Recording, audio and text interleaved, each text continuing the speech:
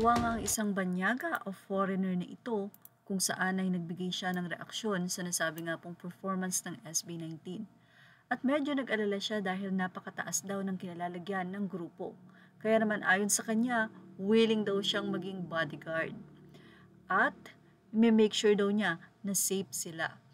Siyempre, OA ang mga 18 kaya naman OA ang kanilang naging reaksyon. Anila, pumila ka po dahil marami pong nakapila. But anyway, biro lang yon dahil napakadami nga pong natutuwa sa kanyang naging opinion at reaction na to. Na tila sa kanyang YouTube channel ay madalas din po siyang mag-react sa SB19. Isang bagay kung bakit talagang sumisikat ang SB19 dahil isa sila sa nagiging content ng mga content creator na papansin nila dahil alam nila na ang fandom ng SB19 ay grabe at doon pa lang sa mga sold out concert ay matindi na nga po ang suporta na ibinibigay ng mga fans. Kaya naman dahil dito ay lumalawak ang pagkakilanlan sa SB19. Samantala, kumpleto na nga ang list ng nasabi nga pong mga kakulitan ni Ja sa kanyang entry tuwing magkakaroon ng concert. Sa Bulacan, Kamay, sa Taipei, Hangar, sa San Francisco, Belt, sa Los Angeles, Hangar, Toronto, Walis Tambo. Sa Calgary, Sandok, sa Vancouver, Chinelas, sa Temecula, 2x2, Honolulu, Box Scratcher, and Acercon, Acer Laptop. Sa Singapore, Tungkod, Hong Kong Chopstick, Hong Kong D2 Towel, and sa Tokyo, Malaking Pamaypay, at sa Sama sa Roma ay si Josh.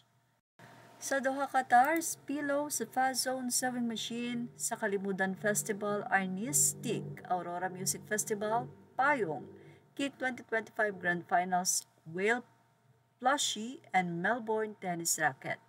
Narito naman ang ilang kuha mula sa simula at wakas sa kanilang naging concert sa Sydney, Australia.